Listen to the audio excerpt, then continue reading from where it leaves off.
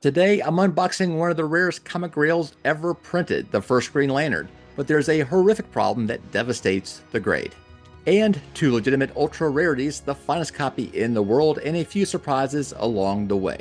Welcome to my top unboxing of 2025. Let's kick things off with this beauty. Avengers number 4, folks. Cap's first Silver Age debut in a clean 5.0. But this copy, it comes with tea, taxes, and an extra twist. It's the UK price variant. Over the years, I've really grown to admire these pence-priced issues. The colors, usually more vibrant than their US counterparts, and this one's no exception. The reds pop, the blues are sharp, and it just feels good in hand.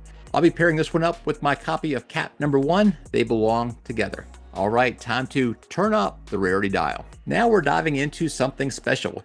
Here's what my buddy Rick Akers from Heritage Auctions had to say about the next book. I know there are people that have given up on putting together runs of prize because of this book.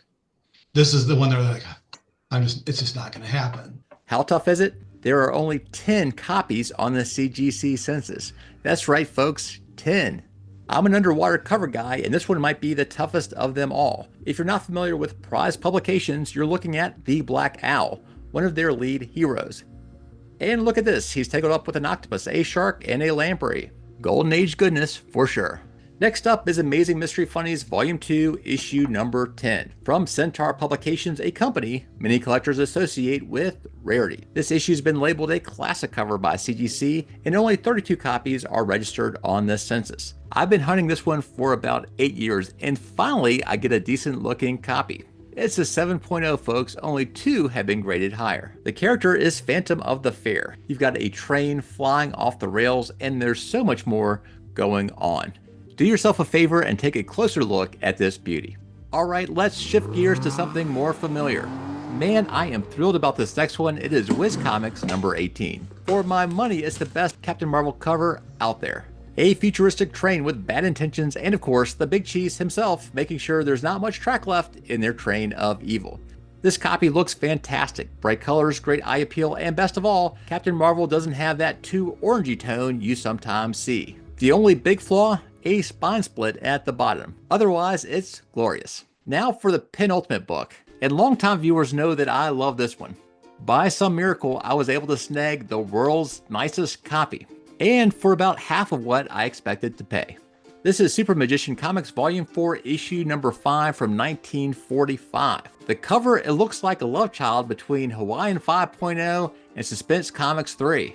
It's not every day that you see a hooded villain showing up to paradise. Thank goodness. And this particular CGC copy is top graded by a mile, and it's a white pager. Golden Age collectors know how hard that is. Maybe 1 out of 50 or 1 out of every 100 Golden Age books actually gets that white page designation. You have to look closely for a flaw. CGC notes light spine stress lines to cover. And sure enough, if you look closely, you can see a spine tick or 2. Otherwise, it's as perfect gets, especially for the Golden Age. All right, now it's the finale. The first appearance of the Green Lantern in All-American Comics number 16. Let me set this up. I had about $30,000 worth of credit in ComicConnect because I sold a book through them a few months ago. I'd marked All-American 16 as a someday book, but didn't think I would be getting it anytime soon. In the particular auction that I was looking at, I had my eyes on All Select Comics number 1 in an 8.0 grade. This is amazing cover from Alex Schomburg. My estimate for this book was about $25,000 to $30,000, but when it actually came up on the auction block, it blew by my estimate and my budget. Fortunately, a few books later was All-American Comics number 16, and honestly, I didn't think I'd be able to get it for under $30,000, but I did. But here's the question, would I love it or would the grade drive me crazy? And I've made that mistake before where I'm gunning after one book, don't get it, and then I buy another book and haven't thought about it as carefully as I should have.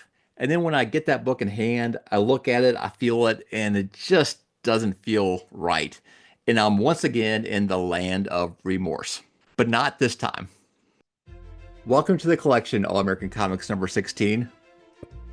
I'm glad to finally have this Grail in my hands. Some people claim that it is the rarest Golden Age Grail. We'll come back to that claim in a minute. The book isn't even low grade, it's no grade. It's the best case scenario for NG. Usually that means missing covers. Not this one. Both covers are intact, and honestly, they look great. Sure, there's some ugly tape on the spine, but I can live with that. So why the NG instead of 8.5? Because it's missing just over half the interior, one wrap shy of 50%. But here's the beauty. The entire origin of the Green Lantern story is indeed intact. I've had this copy for about a month now, and I can't believe how much I love it. It's deeply flawed, sure, but somehow for me, it's perfect.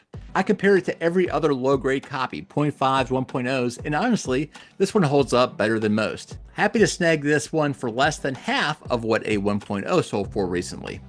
I never thought I'd own one. So how rare is it?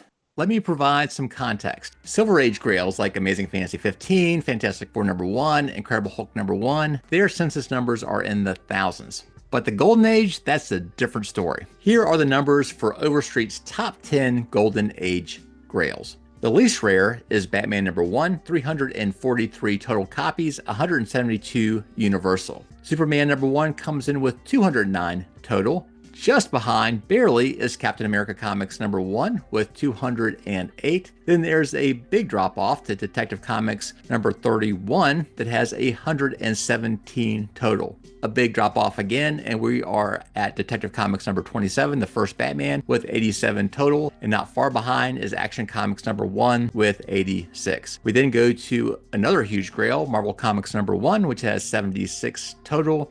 Then we drop into the 60s with Wiz Comics #1 with 68 total and only 34 universal. And then we have Action Comics #7 with 65 total and 35 universal. So where does All-American #16 stack up? I have often heard that it is the rarest of all Golden Age Grails. Right now it sits on the census with 71 total and 35 universal. So yeah, it's true that no book that is considered more valuable than All-American 16 has more copies, but in reality, it's very similar to several of the other Golden Age Grails with regard to rarity. In terms of universal copies, yeah, All-American 16 is super low. It's very similar to Wiz Comics #2 and Action Comics #7. So All-American #16 sits near the bottom, especially with the universal copies. And just three are graded at a 7.0 or higher. For perspective, let's look at the continuum. At the very bottom, tied with one other in no grade, is my copy. Then all the way at the other end is the best copy in the world. It's the Mile High Edgar Church copy, which sits at a 9.4.